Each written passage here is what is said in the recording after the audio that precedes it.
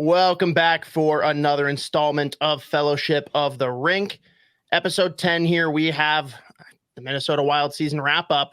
With me, as always, is Joe Smith of The Athletic, bringing you all the insider info on your Minnesota Wild and Gophers hockey, as well as former Minnesota Wild player turned game analyst now for Bally Sports North, Wes Walz. Wes, thanks for making the time here for us.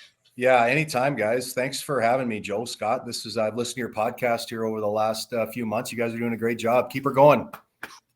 Appreciate that. Minnesota hockey, can't get enough hockey in Minnesota, right? So people want to hear anything. So even our babbling. So it's been great. No question about that. And I mean, good transition. We were actually just getting a tour of the basement there, and you showed us a really cool piece of memorabilia, picture that was given out to just the players on that original roster. Yeah. And I got to ask you, because we lead with this question. If you've been tuning in, you're ready for it. You were there when the Minnesota Wild logo came to be. You have seen it stay now for over 20 years. Just talk about, good or bad, how you feel about the Minnesota Wild logo. The logo itself? Yeah. Oh, I love the logo. It's unique. I mean, I think it's outstanding. It covers a lot of different areas that the people in Minnesota have. You got the loons in there, you got the rivers, you've got the bear. The only question, I guess, was what kind of animal that was, right? And and now when you saw Nordy run around, well, we still don't know what kind of animal it is. But anyway, it's very, very unique. Yeah, and this picture you see up here in the corner was one of the framed autograph pictures that all the originals got. That first game when we played the Philadelphia Flyers in 2020. And I was telling you guys before, right underneath Manny Fernandez there's an area of 4 inches of white. All the guys signed that in a Sharpie or whatever, and it's faded away over the years, so we don't have the autographs anymore. So I'm a little bummed out about that. But the picture still hangs there, and it's been there for many, many years. Well, one of my good buddies is Tom Jones, who covered the original Wild team for the Star Tribune. And I was like, what question should I ask Wes? And he's like, got up in 20 years. It's been a long time, but he said, ask him for his favorite Jacques story, because there's probably 18 of them you tell at the bars on 7th there. But what's your favorite Jacques story playing for him? I mean, I don't really have one that specifically jumps out. I just, the one thing I will say about Jacques is, I think he was a little misunderstood, and Tom would probably understand this. Maybe he wouldn't. I don't know. But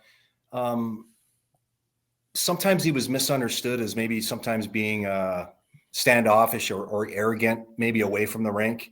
And I couldn't be further from the truth. He's a very, very down-to-earth person. And I think those early years, especially when he had been out of hockey for a while and got back with the Wild, French is his native tongue. That's his first language. And just speaking the English language when you're outside of an NHL locker room, I don't think he was ever really, really comfortable with, to be perfectly honest with you.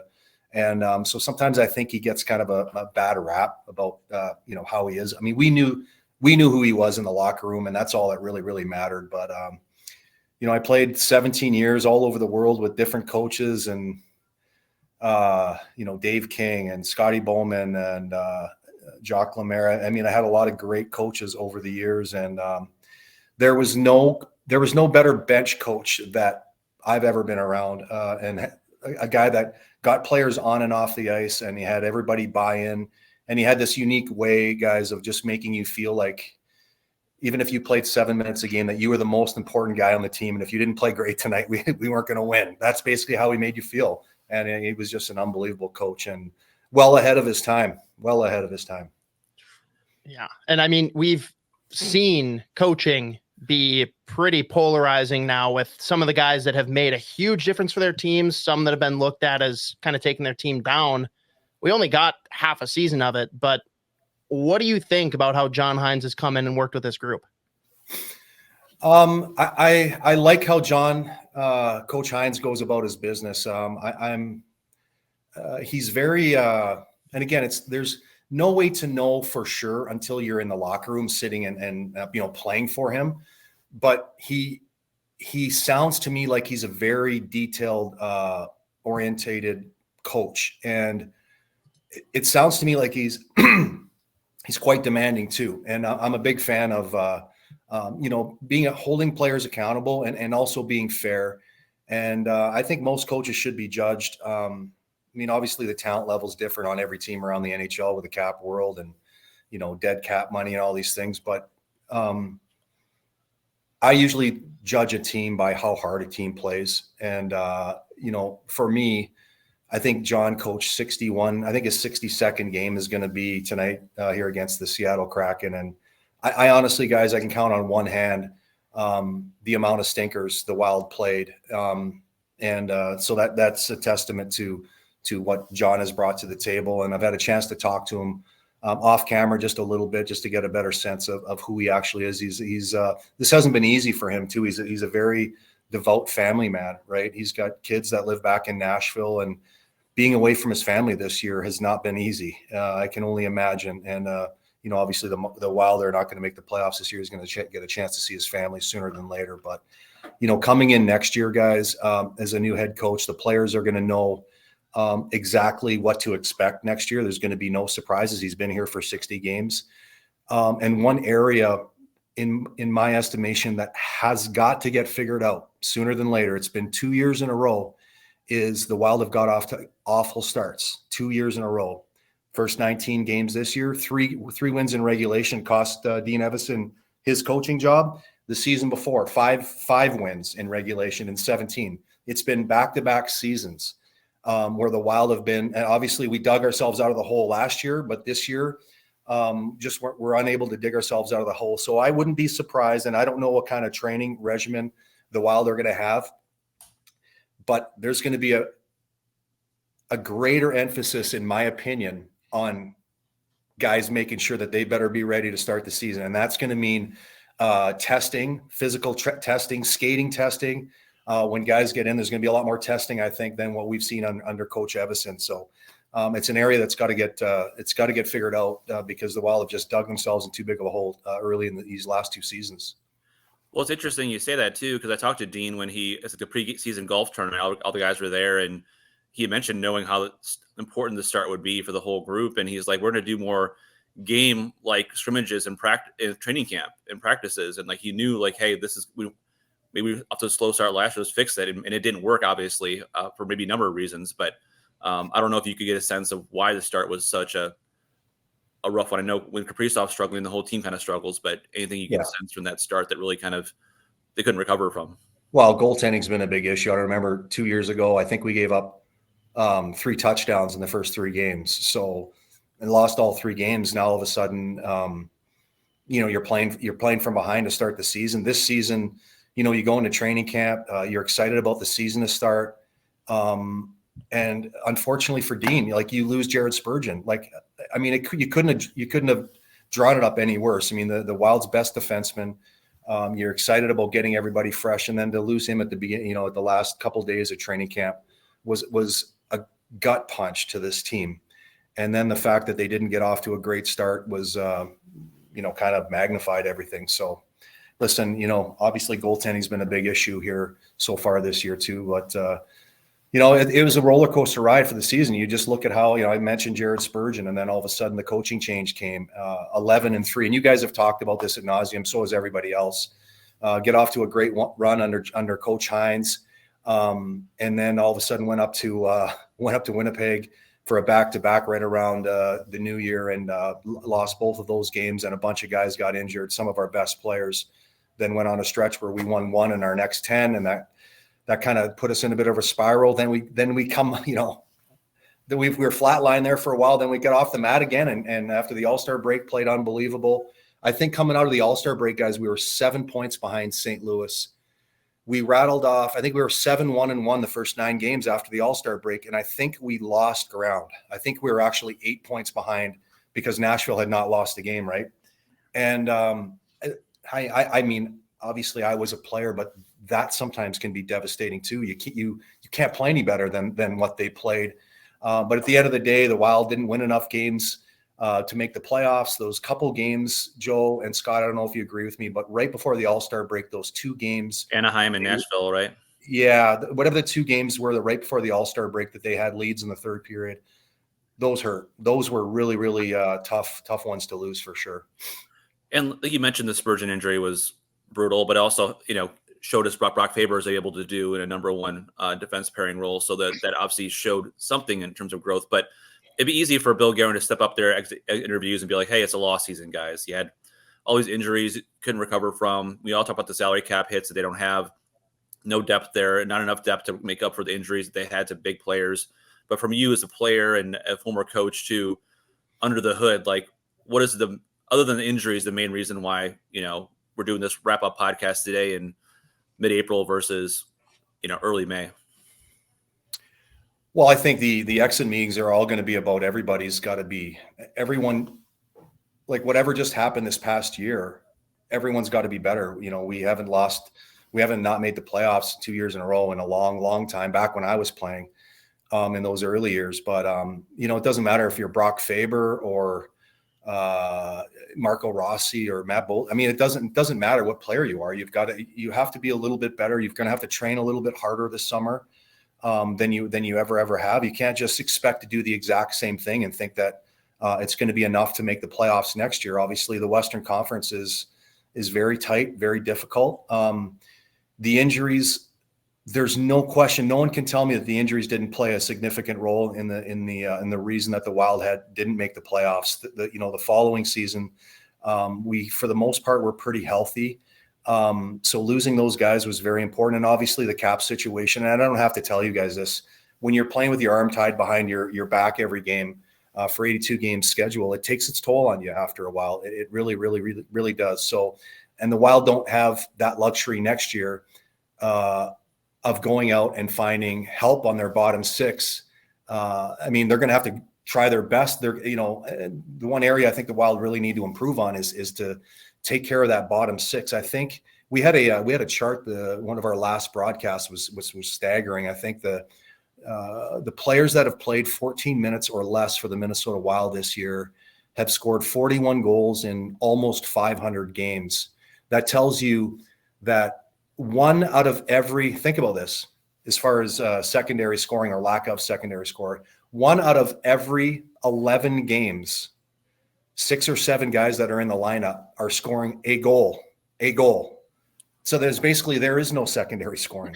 That's an area that has got to be addressed this summer. And as I mentioned, the cap situation the Wild have, they don't have the luxury of plugging $3-4 million players on the third line, which would solve a lot of problems probably. But, there's some other teams around the league that have been able to, find third and fourth line players that can, create an identity. I look at the Nashville Predators and what they've done with, Sherwood and McCarron and Cole Smith. And I actually, a couple of days ago, I was just kind of doing some homework, and I was looking at, cap friendly, and I'm thinking, well, maybe those guys are making 2 and 2.5. Those guys are all making $1 million. None of them were drafted by the Nashville Predators. So you can go out there and find guys that can help out. And so it's just up to the management and scouting staff and the pro staff to go and see if they can fill some of those holes as well. And so we'll see how next season plays out. Yeah, and I mean, when you look at that bottom 6 too, Wes, there are guys that undoubtedly had down years. You expect more production from some of those guys. It's not just not having the right players. And for you as a player, from your perspective, like whether it's mentally, injury related, I don't care. What's the key for guys like Johansson, like Gaudreau, looking to this summer to come back next year, looking more like we've expected them to in the past? Yeah, for me, Johansson, I mean, did he finish with 10 or 11 goals, something like that? 11 goals right now, yeah. 11 right now? I mean, I think he gets a tough rap in our market. I got to be honest with you. I mean, he's making $2 million a year. Could he be better? Of course. But he's making $2 million a year. It's not like we're paying him $4 million. He did still score 10, 11 goals. He doesn't play on the power play. And I don't think his offensive production has been terrible. And of course, does he has some up and downs in his season? Of course he does. But the one area that's got to get better, like the Freddie Gaudreau situation, has to get figured out. Like, I love the guy, and he's an amazing human being from what I understand. But to go from 19 goals to 4, and like, that's 15 goals. That's a lot of production that the Wild missed out on last year. Those two guys, especially Freddie, have to figure out a way to bring a little bit more production next year. And listen, I don't think anyone's expecting him to get to 19 goals, but he's got to. The Wild need more players, guys, in the 8 to 13 goal range. Just not enough of those type of guys that can score a big goal 5-on-5 and be the difference in a game. You look at the Wild record this year. I actually read somewhere else, if the Wild would have got average goaltending, just average goaltending this year, they would have been, I think they would have finished with 102 points or something. 101 points, yeah. Mm-hmm. Like, it wasn't a season that was absolutely lost. Like, we played terrible. But the secondary scoring was a bit of an issue, not a bit of an issue. It was an issue. And obviously the goaltending has been not even close to where it needs to be to win games consistently in the National Hockey League.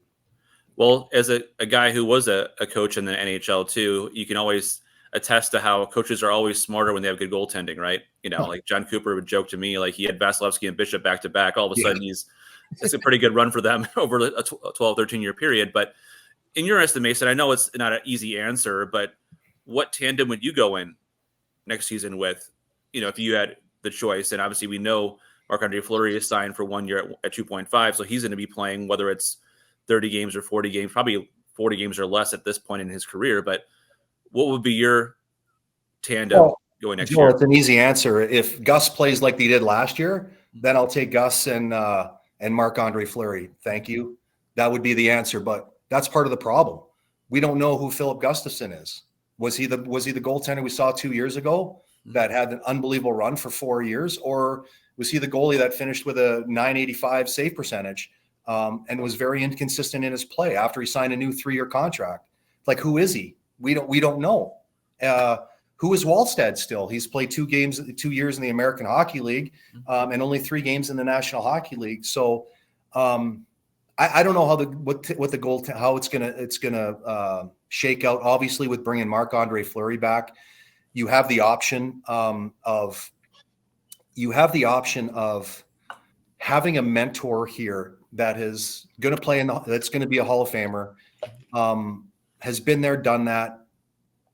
And just from the outside looking in, you'd think to yourself, well, maybe they're leaning toward having Wallstead be around him all season long. He's going to play only 1 more year. And if you're going to bring Marc-Andre Fleury back, next year's going to be the last year in our cap hell, right? It's going to be very difficult again. Can we make the playoffs? Of course we can. We just proved it last year in a cap situation. But it's not going to be easy. You would love to maybe have Wallstead around Marc-Andre Fleury all season long. Maybe Billy Guerin is going to dangle him out there, Gustafsson, to see if anybody overpays. I'm not sure how that's going to play out. If someone maybe overpays and feel like they're one player away, a goaltender, from winning the Stanley Cup, and they give you all kinds of assets that you can't refuse, then Billy's going to have to look at that for sure. There's no question about that. But Gus is an amazing talent. He has so much ability. But you just look at the mental side of the game. I'm not sure. And Coach Hynes has said this to you, Joe, throughout the season too. He's talked about his work habits, right? Yeah. He's got to work harder in practice. You cannot be the best you can be when you don't practice hard every day. You just have to look down at the other end of the rink.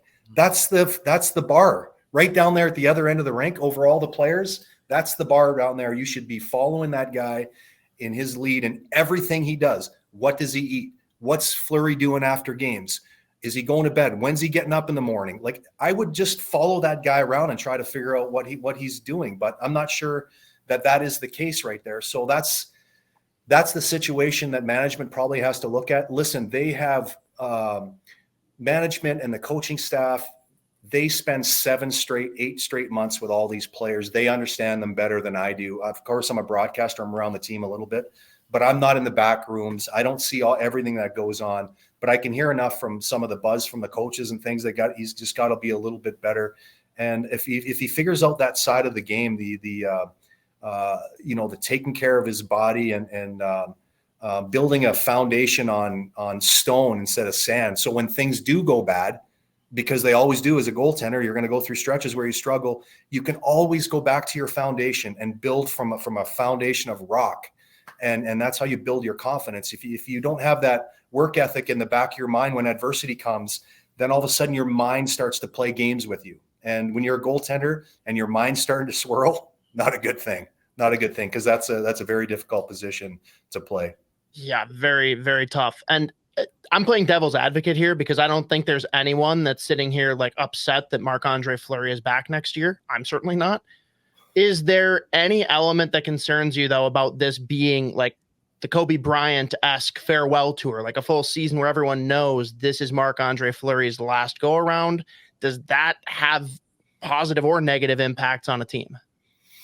Well, I will say this. I during the course of this past season, I felt, not all the time, but generally speaking, I felt like the team played with more emotion, played with more determination in front of Marc-Andre than they did Gus from time to time. And I'm not sure why that is. I know, just for myself speaking, if I'm looking back at a Hall of Famer and I watch and I know how hard he trains and how hard he takes care of his body and everything he's doing off of the ice to make sure he can be the best he can be. And then the other goalie is maybe not doing as, he's just relying purely on his talent and ability. I don't think you do it consciously. I really don't. But I think there's a subconsciousness to it that if I'm playing in front of Marc-Andre, I'm blocking shots. I'm coming into a face-off with 40 seconds left. I'm like, this puck's going straight back. So there's a different edge to you that I felt a little bit with the team playing in front of Marc-Andre Fleury, and he has that ability to bring that out of the players. If he wasn't good enough to play in the NHL, Scott, Billy Guerin wouldn't have brought him back. There's no charities in the National Hockey League. He played probably 10 or 15 more games than they thought he was going to. I think he ended up getting to about almost 40 games. Did he not? I think he's going to play tonight. He's going to play half the games.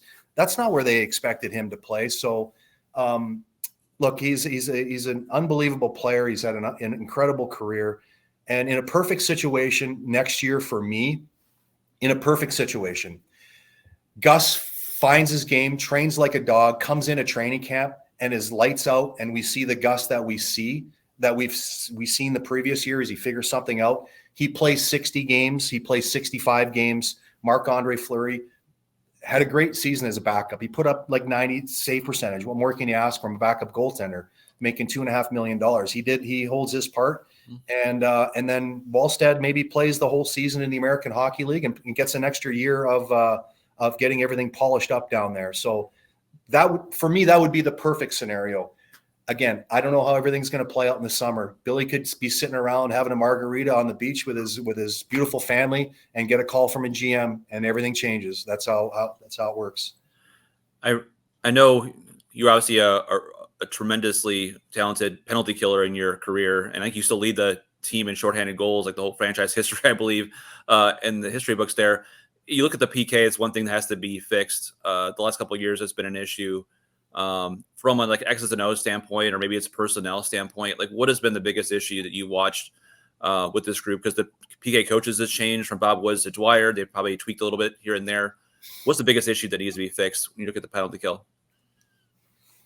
Well, we had pretty much the same personnel last year, Joe, and we were the 10th best penalty killing team in the National Hockey League. And this year we were the 30th.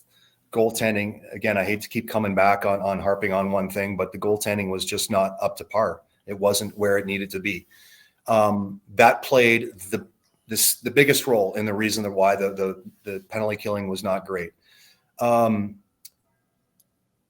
of the bottom six, in my opinion, that needs to get upgraded is, I think the Wild need a right-handed face-off guy. The reason I say right-handed is, and I'm talking about a right-handed face-off guy that's a 60%er that can play on the fourth line. I don't know what's out there this summer, but starting, whenever the other teams had a left-handed face-off guy that was really, really good, obviously guys like Miller in Vancouver, and it doesn't matter. Any lefties that we had went against Hartman and Freddie Gaudreau and they won 75% of the faceoffs on the penalty kill.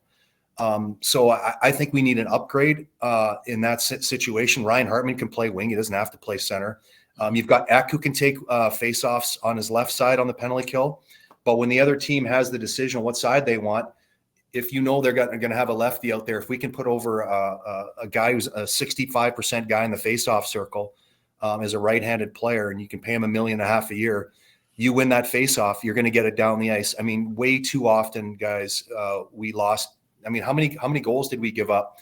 Lost faceoff, boom, over to the side, one-timer, and it's in the net. I mean, goals within 10 seconds. And again, I don't have the charts in front of me, but it felt like, and I don't know how you guys felt, but it felt like to me this year, such a high percentages of the goals were scored in the first 20 seconds off of faceoffs, and then the last 20 seconds of a penalty kill, when you're absolutely exhausted because you've had to spend 2 full minutes killing a penalty. That's how it works. If you can win faceoffs, get guys up and down the ice, you force the other team to have to come back into the zone. Of course, the best players in the world are going to get in, but it's not guaranteed they're going to get set up again. So then you get the puck down the ice, you get 4 fresh players, you get in a routine. The Wild this season just could not get in any kind of routine. And outside of goaltending, for me, the face-off circle was a gigantic issue for the Wild in the penalty killing side of things. Even Eriksson, who's their best two-way center and probably a Selke candidate in his future, is not great at face-offs. Like, he's not a over 50% guy in the face-off circle, and he's your number one shutdown. Yeah, that's right. And he takes, you know what, though, I will say this though.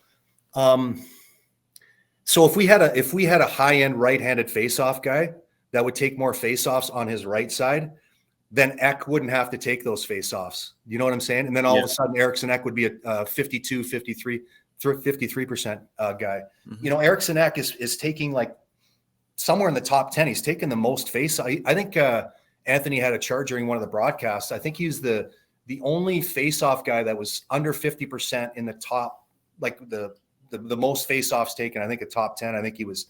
I mean, Ek was 49.8, or so he's right around 50%. But he takes all the face-offs, because if you lose the draw, at least you got Ek on the ice. You know what I'm saying? So I can pretty much guarantee you, Scott and Joe, that if the Wild get that face-off thing figured out, and Ek doesn't have to take quite as many draws, he's going to win a higher percentage.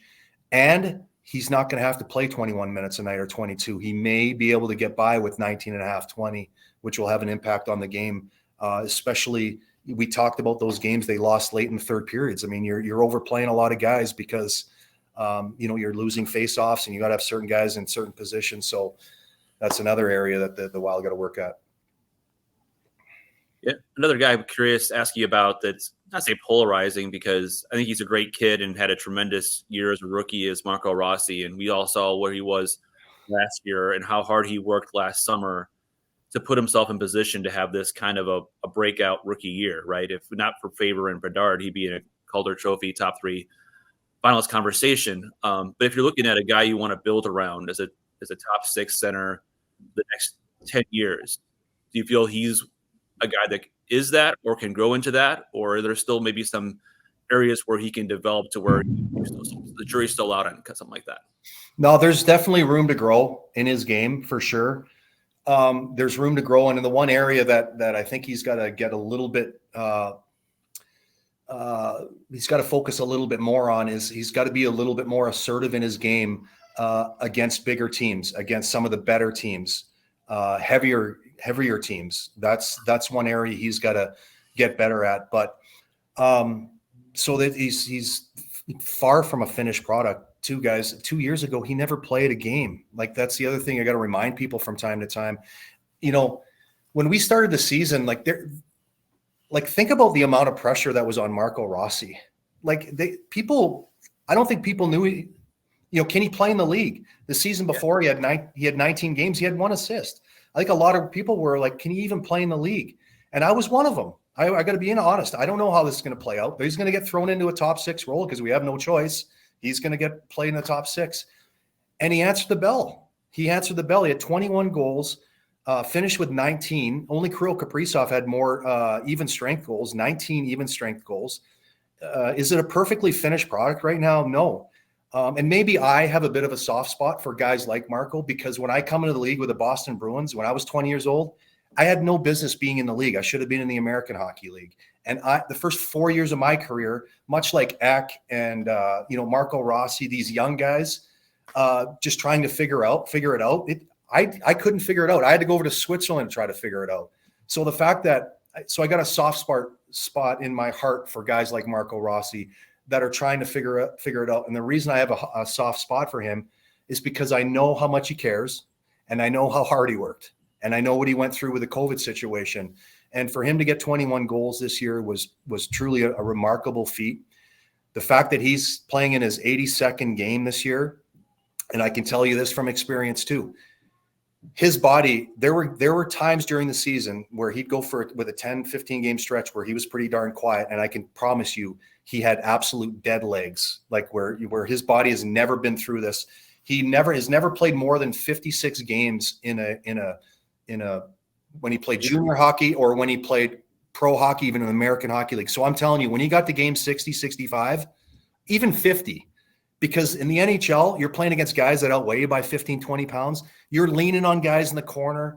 It's a different game than when you're playing in the Canadian Junior Hockey League or you're playing over in Europe. Completely different game. So he's going to get another season of training. I don't know if he's going to go back to Austria. If I had any advice for Marco, I would stay away from Austria. I would stay here and train with the pros here, because when you're training by yourself over in Austria, you're thinking you're pushing yourself hard, but I'm telling you, when you're around your fellow peers and your fellow athletes, you push yourself harder. And he stayed away from Austria. He stayed away from his family. He came back here and trained all summer long, and he was rewarded with an amazing season. So do I think he's going to be a top 6 player in the NHL and for the Minnesota Wild? I really, truly do. He's going to be 15% better next year because he's going to have another season of training underneath under his belt. And he's an outstanding passer. He sees the ice, and he's got a sneaky shot, guys. He's got a really sneaky wrist shot. So there's a lot of talent there for sure. I just thought he had an unbelievable season. I could be a little biased just because the story I told you about my own career and what I went through, but you always pull for guys like Marco, guys that are willing to play that hard and want to be that good. And you talked about how, Rossi, I mean, it's easy to look at, backing away from the bigger competition with just his physical stature, but do you feel like the Wild as a whole have strayed a little bit too far from their, grit first mantra, or is it something that you feel hasn't really faded that much?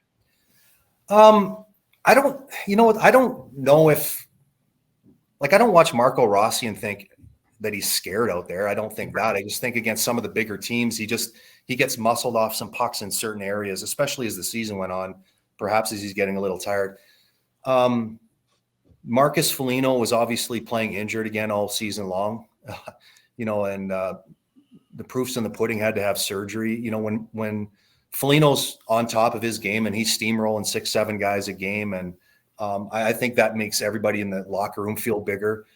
We lost Matt Dumba this summer. That was a bit of a loss too, as far as the energy in the room, as far as the physicality. Patrick Maroon is obviously a big body that had some back issues, and then obviously got traded on to Boston. But after losing all those guys, especially after Marcus went out, our team did change the last 20 games of the season.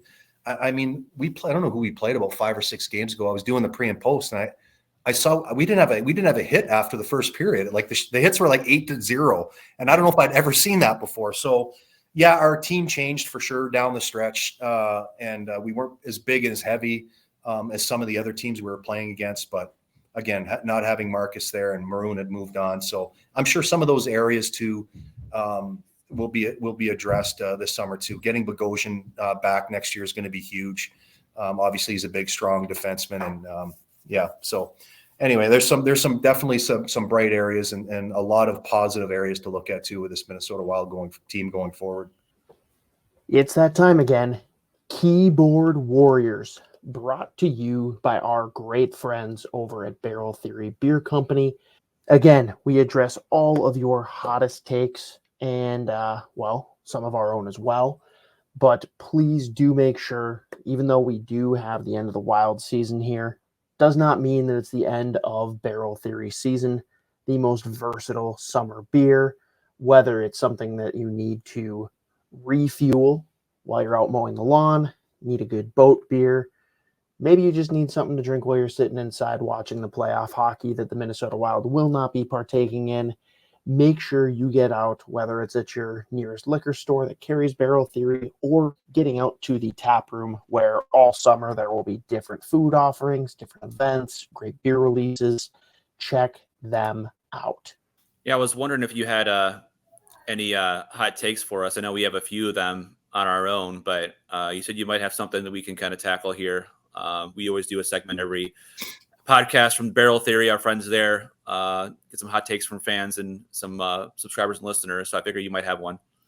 Well, yeah, you shot me a text, hot takes. I'm like, hot takes. Well, and then I started thinking about the playoffs rolling around, and I don't think anyone's given the Nashville Predators any love anywhere that I'm reading. And I'm like, I cannot believe what I'm reading like this.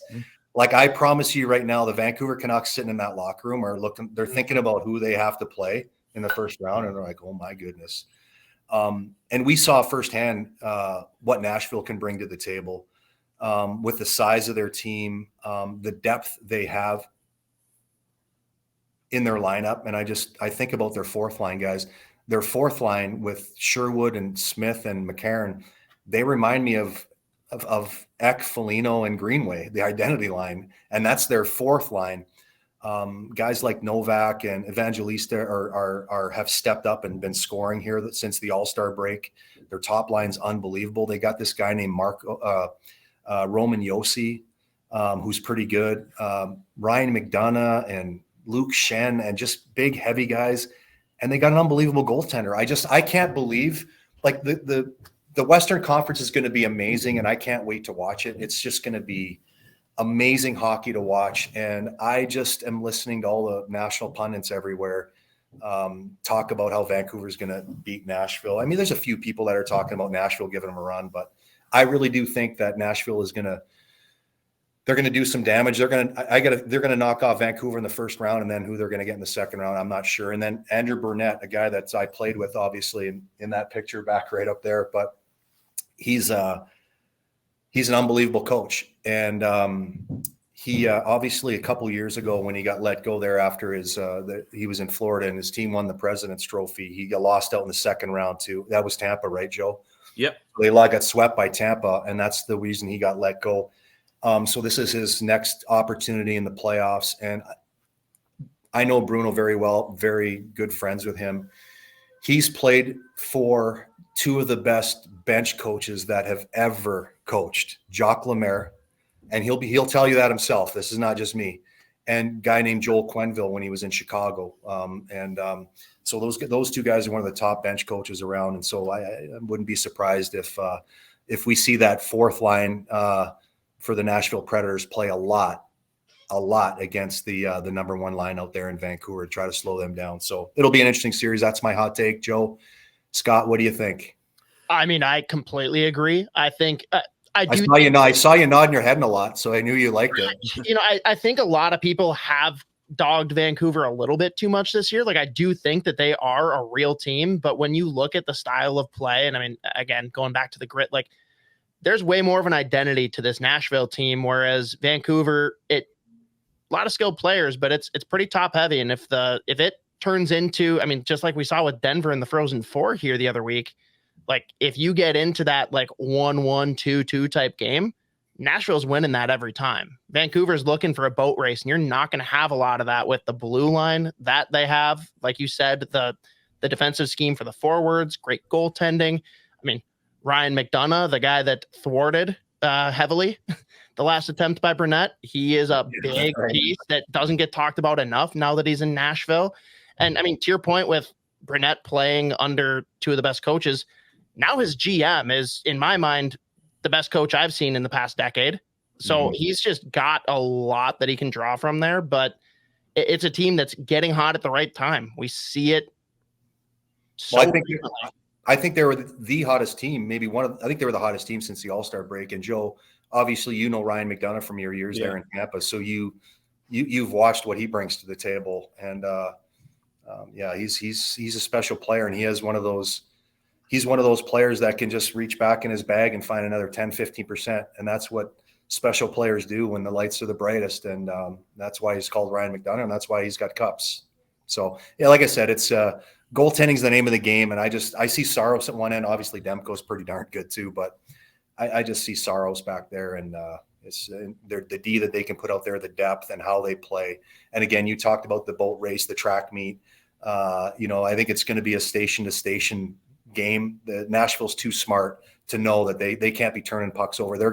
They won't turn over any pucks in the neutral zone. They're going to make Quinn Hughes turn back and go, oh my gosh, I got to go back into my zone. They ain't turning over any pucks the whole series.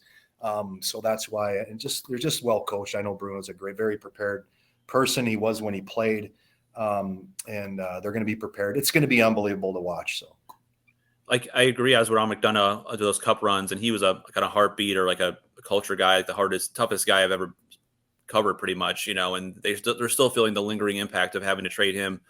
Because he was able to play the shutdown minutes and Hedman didn't have to, and now Hedman has to play all the shutdown minutes. Especially with Sergachev out now too, right? Yeah. So it's like you lose him not only on the ice but in the room. He was in a room full of veteran leaders. He was one of the alphas there, so no question. And your answer got me thinking of a question before I get to my quick take. Is you look at the top three in the division aren't going anywhere. The Jets, the Avs, obviously the Stars are a gauntlet this year. The Predators, as you mentioned, all the improvements. Like if you're a Wild fan, if you're like looking at the Wild, and when I asked John Hynes after the Colorado game, what are you missing between the top three teams of the division? He goes, they're bigger, stronger, and deeper. That's a lot to make up for. Like where's like the kind of the answer, I guess, or the way they can make up that ground in coming years, maybe when they have that cap space to do it. Well, that ground's going to be made up in the cap situation, Joe. And I brought it up 3 or 4 times. I mean, trying to make what the Wild did last year and made the playoffs, like with a $14 million cap situation was incredible. So the cap situation, we have one more year of cap help. It's going to be hard to make the playoffs again. I still think they can get there, but that's going to change a lot of things. You're talking about, and I know, Brock Faber's going to get some money, but I did the math myself. I put all the money out there. I gave Kirill his big contract. I did all the math myself. There's going to be some money to spend. There's going to be some money to spend. So that money, you're going to be able to bring in a couple really, really good players. You're going to hope that Wallstead is going to be the guy that can carry the ball for the next 10 years for the Minnesota Wild. And you're going to hope that the guys that have had the amazing impact at 21, 22 years old their game continues to grow. You watch what Matt Boldy did this year. I mean, the last half of the season, I mean, he was like an 85, 90 point guy, point game per guy. He was just unbelievable. And Marco Rossi's game continued to get better. Brock Faber, I don't even know what planet that guy's from. For a second rounder to do what he did is just, somebody asked me to try to explain it. I'm like, don't even ask me a question. I don't know how that works. Okay. So those guys are going to need to get better. The Ogren kid has got a goal and assist in his first 3 games. Joe, Scott, I don't know if you watched the game the other day. I did the post game the other night, and I told my producer, I go, we have to show this. Yes, we'll show the goals and the assists, but this play is what excites me the most. He was coming down on the off wing, and he took a quick snapper through a defenseman's feet and beat the goaltender clean on the far side from about 25 feet and hit the post. The puck went in the corner, and the announcers didn't even hardly bring it up. And I'm like, I had to go back and watch it before we went to commercial break because I had to see if what the heck happened there. And that was the kind of release that Marian Gaborik has. And you don't teach that kind of stuff. Again, he's 21, 20 years old. Can he take a next step next year? Who knows? We got this Russian kid, Daniil Urov, that's over in the KHL right now playing in the finals, up 1-0 in the championship game series over there.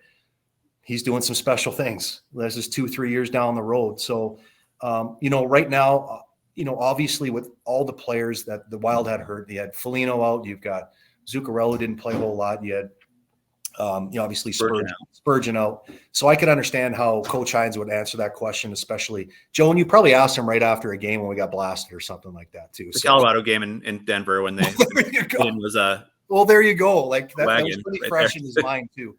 That was probably pretty fresh in his mind too. But I can promise you, I'm sure Coach Hynes feels the same way that I do. That sometimes it can look bleak, especially you get down the stretch. You know you're not going to make the playoffs. You're missing a few guys. But these young players that the Wild have coming in that are 21, 22 years old have had a huge impact, and they're going to continue to grow. And then we haven't even brought up number 97's name at all during this. This podcast has been going now 45 minutes. Haven't brought up his name once.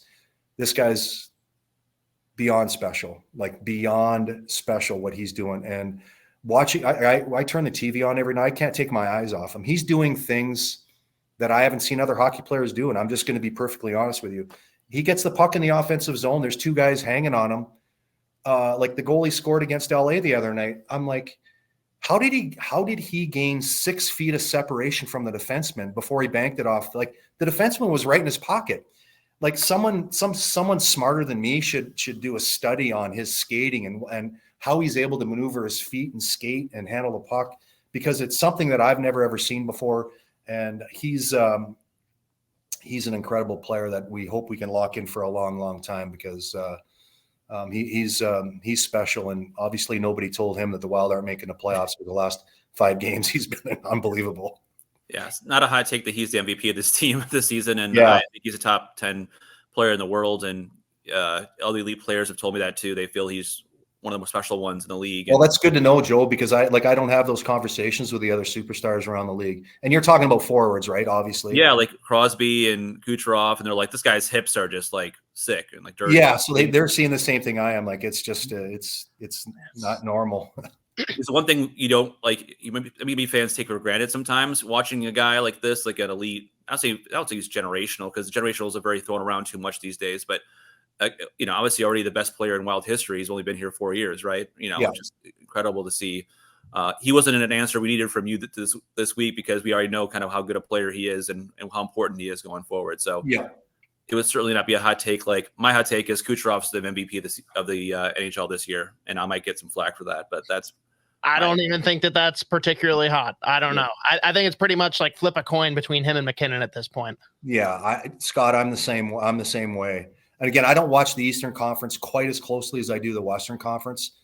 But I know enough to know what that guy's doing out there in Tampa too. And like if they could split that vote for me, it would be McKinnon and Kucherov right down the pipe. I don't know who's going to get it, obviously, but for me, it's 1-2, those two guys.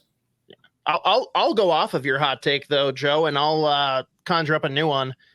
I think that if either the Wild or the Pittsburgh Penguins slot in for their final wild card, you don't even ask any questions. Kaprizov or Crosby get the Hart Trophy. No further questions. Well, I think if the Wild had made the playoffs, considering the circumstances, Kaprizov would have been on my ballot for sure. We had 5 players, and he would certainly have been like on my ballot for carrying them to the playoffs on a one-line team pretty much. But it's hard to ignore a 143 point season, 100 assist season. Something happened, but no, I get it. And like, I'm with you, like watching him every day. Like if the Wild made the playoffs, it'd be a lot on Kaprizov's back. And I'm a traditionalist, right? Like yes, obviously he's like the best player in the league, but the definition for the trophy is like, who's the most valuable player to their team?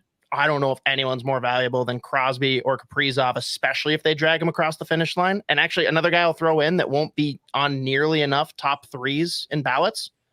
Connor Hellebuck should be in this discussion way more than he has been. Well, I think he will be. I think he'll finish in the top 5. Hellebuck, that's my own personal view, but I agree with Joe there. Obviously, Kirill's, if the Wild would have made the playoffs and he dragged this team into the playoffs, he would have finished in the top 5. But he ain't gonna outdo like the guys at 140 points and 100 assists. I'm sorry. Now listen, if Kirill Kaprizov could have played with a $7 million centerman and then another $7 million winger, maybe he had 100 assists. That doesn't sound awful. Well, and here's the fun one too. Does one goal make the difference for Matthews? Like if he hits 70, does everyone have to stop and be like, oh shit, maybe he should be higher up on our ballots? No, I don't think so. Like I don't know how you guys feel. I was just watching the Toronto Maple Leafs and how they looked I mean, I know they lost their last game, but it's almost like they were discouraged that Matthews didn't get a 70. Like, What's important out there in Toronto? Like you're playing the Boston Bruins in 3 days. Like, who cares if he didn't get to 70? They're losing that series, by the way. They are so conditioned the past like month of the season in just we're feeding Matthews the puck and we're going to get him to score. That is not how you're going to win a playoff matchup against the Boston Bruins. I'm sorry. Well, they've definitely been there, done that group, and I kind of look at Christmas past there. Yeah, a little bit. I tend to look at who's between the pipes at both ends of the rink too. That tends to come up. So yeah, Allmark and Swayman are pretty darn good. So I know, Wes, you probably also look down the middle as well, and that's a little bit lopsided the other direction. Yeah, that's true. But goaltending, number one. You know what, though? Number one, number two, and number three. Goaltending. Yeah, no kidding. But Charlie Coyle in Boston deserves more flowers. He's stepped up in an elevated role that, to be honest, most people probably don't even think he's adequately suited for. Yeah, well, it's kind of frightening to think that he used to be in a Wild uniform too, and I don't know how many, did he get to 20 goals this year, Joe, Scott? Coyle? I think he just got over for the first time, maybe he got to 20 goals. God, he did. Now I got to check. He had 20 goals. Nino had 20 goals, didn't he? Did Nino have? Yeah, Nino. But for me, when we moved on from Charlie Coyle, I always felt like he was one of those guys that would get so many scoring chances. He had a great shot, but he was not a great gifted scorer, and he's still like that. He's got a great shot, but he's not a great scorer. But if he gets to 20 goals, that's pretty impressive for him. 25. You got 25. Well, when Bergeron retired, obviously he's going to get a few more minutes on the power play. I could promise you, and I don't know this for sure, he probably scored more power play goals this year than maybe he did in any other point in his career. You look that up quickly. But for me, I've always been a big Charlie Coyle fan. It was a perfect landing spot for him to go to Boston and be the number 3 center behind some of the guys they had there. Krejci was the second centerman there behind Bergeron. So good fit for him out there in Boston. How many power play goals? 7 power play goals, and I think his previous best was 4, and a lot of 1s and 2s in there, and a handful of 0s. There's your 20 goals a year, or 25. That'll do it. Yeah. Dang. Are you a big golfer, Wes? We have a golf question for you. So I don't know what's your handicap these days. Yeah, well, handicap is not quite what it used to be before kids and grandkids, but yeah, I still like to get out and slash it around a little bit. Better than LaPanta? Are you better than LaPanta? Yeah. I am.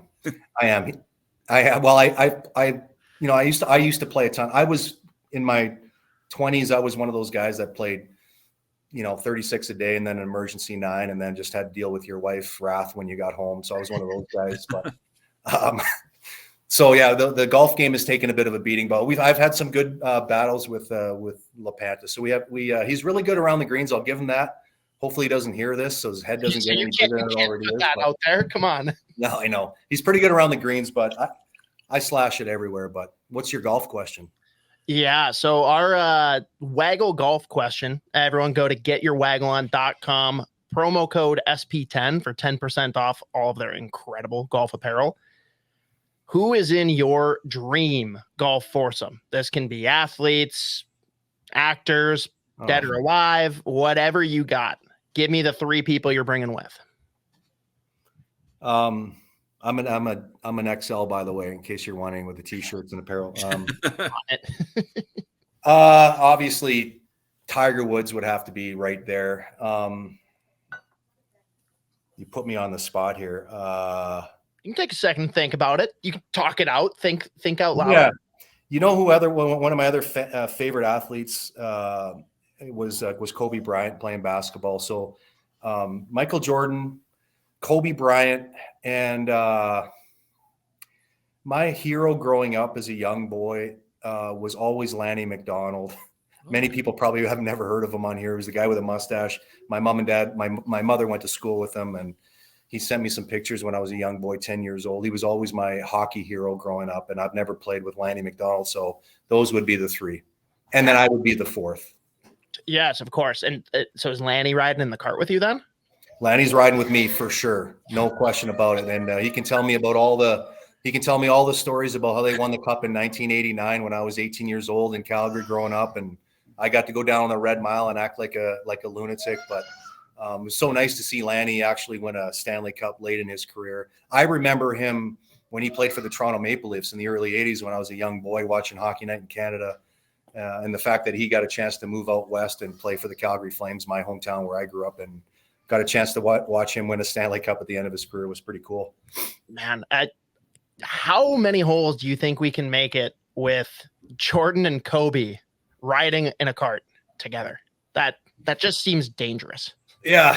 That would be dangerous too. And you know what? I don't know how many holes I'd be able to play with Jordan because it sounds like he's maybe playing 10, 20,000 a hole.